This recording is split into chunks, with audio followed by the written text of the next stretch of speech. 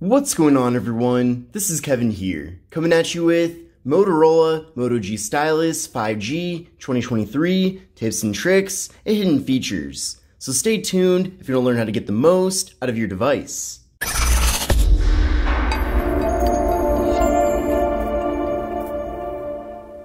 Now, despite this being a relatively affordable smartphone, the Moto G Stylus 5G 2023 is packed full of different features. And I'm looking forward to showing you my favorite ones here in this video. Now, the first thing I want to show you though is how to get a battery percentage in the upper right corner here on the device. So you can see by default, we do get a battery icon, and it does give us some sort of indication on how much battery is left here in the phone, but it doesn't give us the precise percentage. So to get this, all you have to do is just pull down the shade, go to the gear icon for the settings, then go to search, type in battery, and you'll see right there battery percentage. So go there, and then you can enable it right from there. And then now, with the battery percentage enabled, you can now see it in the upper right corner, no matter where you are throughout the operating system. So that's definitely very convenient, and I do recommend setting that up. So while we're here in the battery settings, there are a few other things that I do want to show you. Now the first one is battery saver.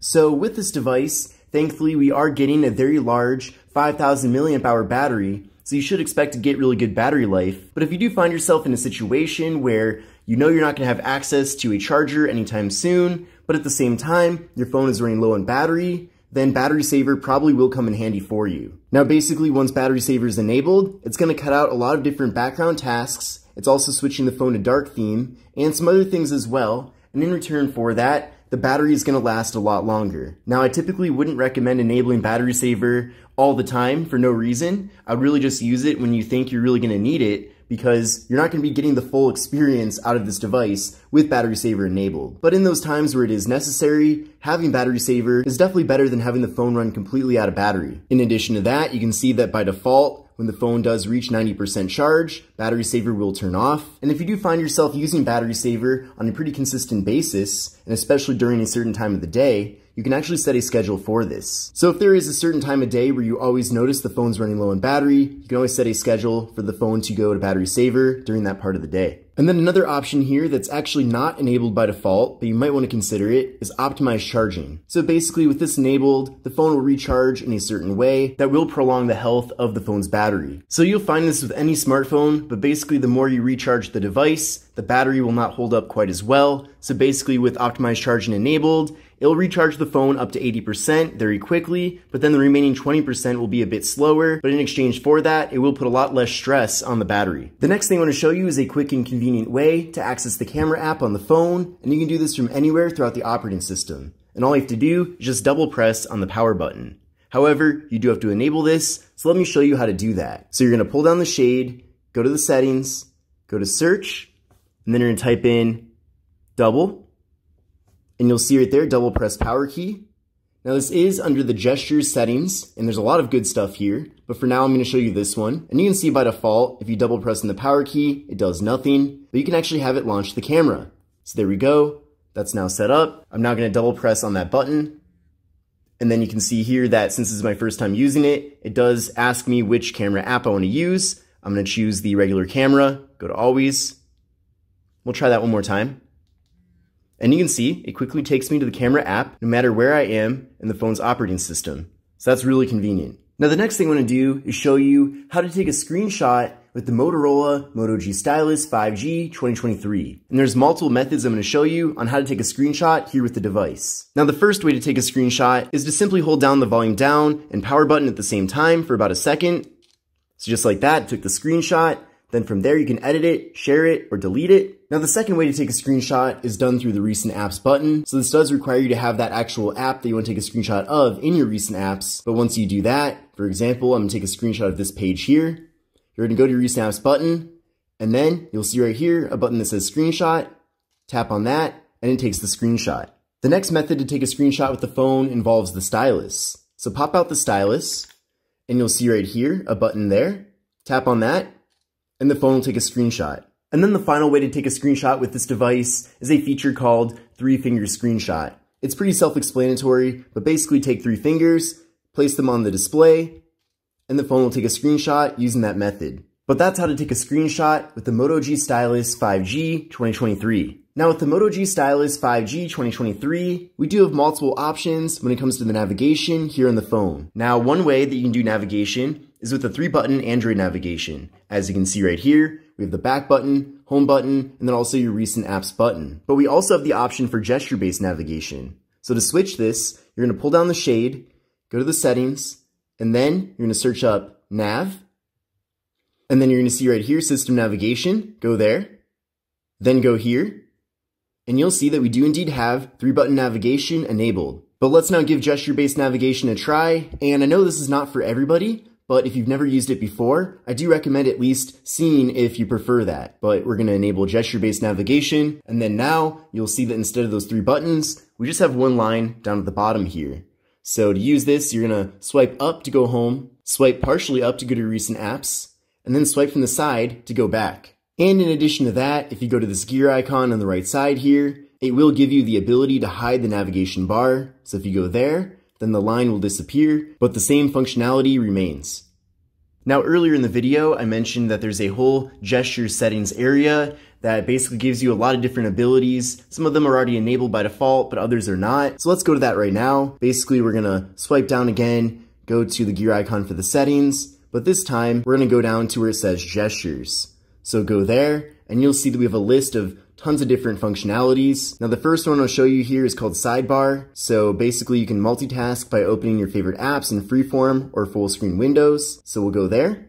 And then from here I'm going to enable Use Sidebar. And then now you'll see we basically have this little tiny notch on the side of the phone. So you can swipe over from there.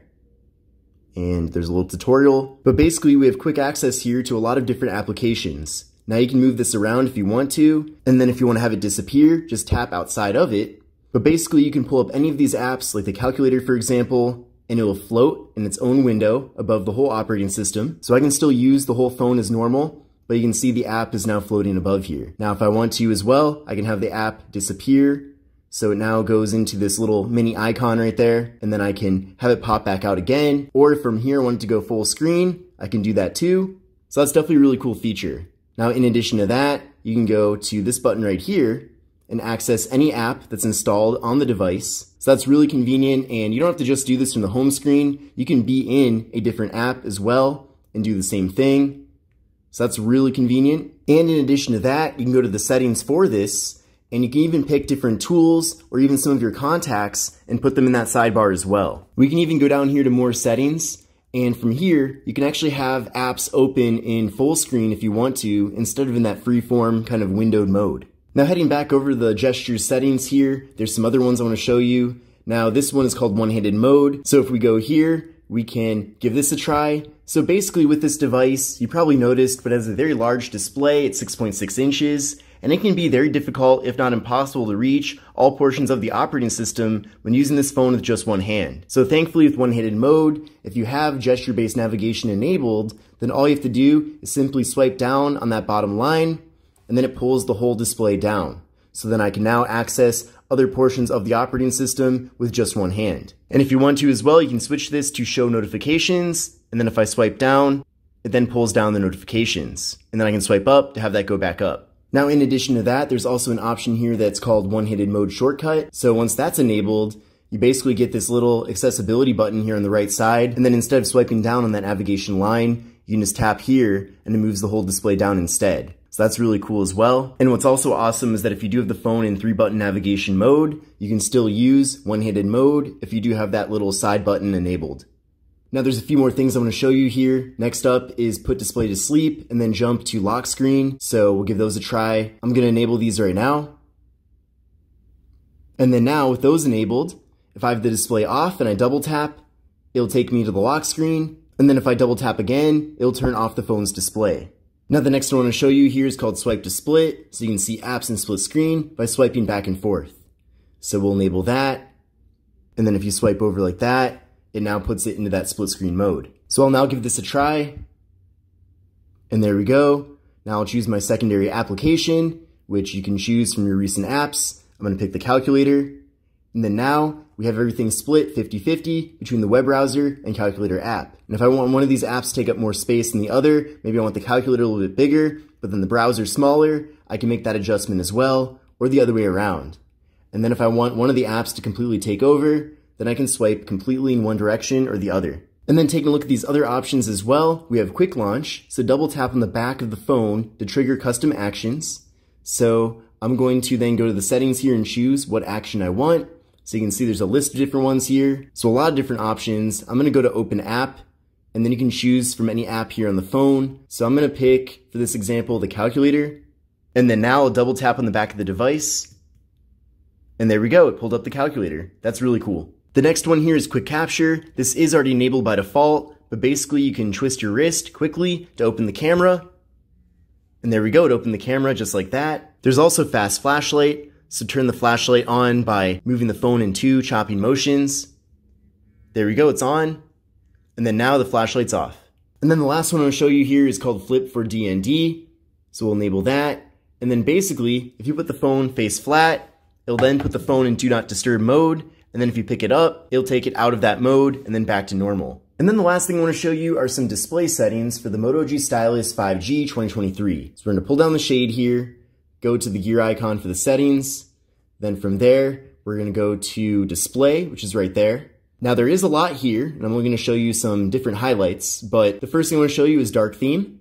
So you can enable that and have the whole phone be in dark theme. And that's pretty self-explanatory. But dark theme is especially awesome if it's nighttime or if you're at the movie theater, for example. But if you find yourself using this pretty consistently, you can set a schedule for that. So that is nice. We also have the ability to adjust the display size and text and fonts and all that. So you can have the fonts be bigger, smaller, same with the display. So your icons can be bigger or smaller as well. That's really cool. We also have the ability to adjust the display colors. You can have things be more natural if you want to, or more saturated, or warmer, or cooler. So I like that we have those customizations available there. And then I also want to show you how to set the display refresh rate. So one of the signature features of this device is that it does feature a 120 Hz refresh rate, which is really awesome. Things run very smoothly here, but by default, it's actually set to auto. So sometimes it'll run at 120 Hz, but sometimes it won't. So you can actually go here and have it be on 120 Hz at all times. Now it will use up more of your battery, but in exchange for that, you're going to be getting a very consistent experience here. But if you find yourself not really caring about that feature and you want to get more battery life out of the phone instead, you can also switch it to 60 Hz at all times. So the phone will still work completely like normal. It's just that things do look a little bit choppier when navigating around the operating system. But in exchange for that, you are going to be getting better battery life out of the phone. So it's really up to you. You can always just go with auto, which is the default. So just want to let you know that you can customize that. But this concludes my video on tips and tricks and hidden features for the Motorola Moto G Stylus 5G 2023. I hope you enjoyed this video and learned something new today, and if you did, definitely give it a thumbs up. But this is Kevin, and I will see you in the next one. Take care and have a great rest of your day.